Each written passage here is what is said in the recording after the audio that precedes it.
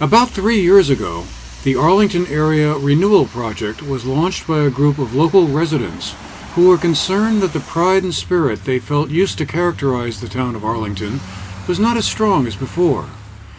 Bringing back the shine to Arlington was one express goal, along with working with the local school district to help boost the school population, and by extension, the town population.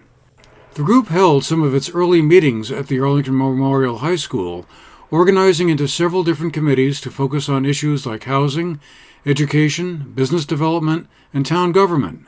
Those meetings later shifted to the Arlington American Legion Hall, where they often featured special guest speakers, like Mary Powell, the former CEO of Green Mountain Power, along with several others. The meetings were held there until early this year, when the COVID-19 pandemic made in-person gatherings like those impossible. Creating the Office of Town Administrator for Arlington was one central goal, which was reached last year, and the position was filled by Nick Zayak earlier this year. The Friday afternoon farmers market was another outgrowth of the group's efforts. Rehabilitating workforce housing, an analysis of the town's fire department, and helping push forward a plan to create a 500-acre nature park on Red Mountain were other activities the Renewal Project took part in, among others. But now the project will be hitting the pause button. Colonel Jim Baker, a former Vermont State Police commander and Arlington resident, has been the executive director of the project since it was launched.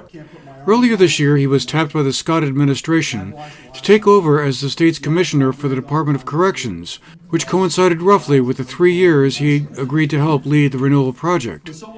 We had a chance to talk with Colonel Baker recently about his reflections in the past 3 years with the project and where things might be headed from here. What prompted the AARP in the beginning, and what was the main mission that you guys had in mind when you first began, 3 years ago now, must be? Three and a half years ago. It was just about 3 years ago right now that we had announced it. I think it was based on a white paper that Don Keelan had done. He was in conversations with some people in town, and that white paper was presented to leadership at Mac Molding as a request from Mac Molding, because obviously, they have an interest in Arlington, Sunderland, Sandgate, the Arlington area being a healthy place, because they need to draw on that in order to be a successful business.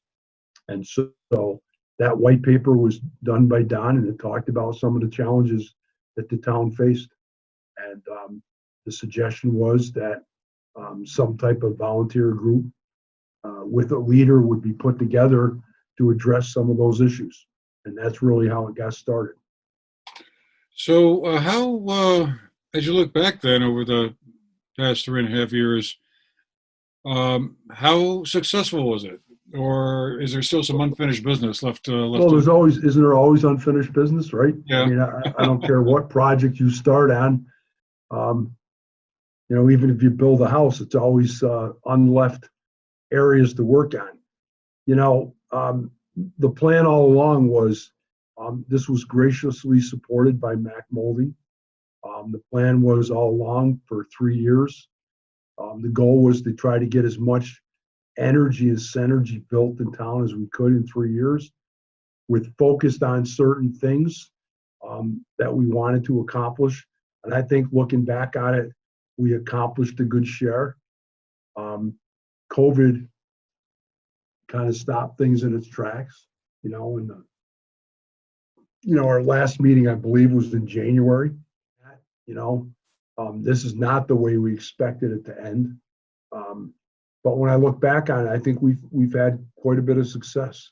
And there's things going on right now that I think it's going to be 1, 2, 3 years down the road before you see the foundation was built, and now activity is happening.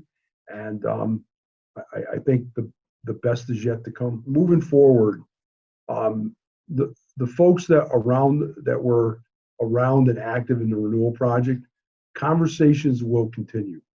And I think when we look back on it, what the future holds for this is almost a think tank type environment, where we may pull some folks together once in a while and have a conversation about ideas that float up. I think one of the exciting things is that we actually have been in contact with a couple folks who are willing to put resources, funds, to stimulate future activity. So there's a couple investors that want to remain anonymous, that knew of our work, knew of some of the successes we had, and they're willing to take a look at individual projects that folks may be interested in starting, and they would provide some funding to stimulate that. So an example of that, Kate Bryant from the health center came forward with an idea to myself and Don Keelan about their staff has been working really hard supporting the community during COVID. They've put themselves at risk doing their work, and they wanted to find a way to reward those employees. So Kate came up with the idea, if we provided some funds, she would go around to various businesses in town and get gift certificates and give them to the employees. So we reached out for this person who wants to remain anonymous, and they were willing to put some funds up, and they're going to buy gift certificates as thank yous. But more importantly, the gift certificates are to businesses in town. So we just, not a big chunk of money, but we just, stimulated the economy by putting some money at the health center to say thank you to the employees, and they'll be able to go out the wayside and get a sandwich. And those are the kind of things we'll continue to do in the future. Some of them could be bigger and some of them could be smaller, but we do have a couple folks interested in supporting us. And I think, Andrew, the interesting thing is one of the folks, again, wants to remain anonymous, doesn't live in town and doesn't even live in state full-time, but knows about the work that we were doing and really looked at the work that we had been doing before and realized that they wanted to support a small town that was trying to remake itself. So those are the kind of things that will be going on in the future.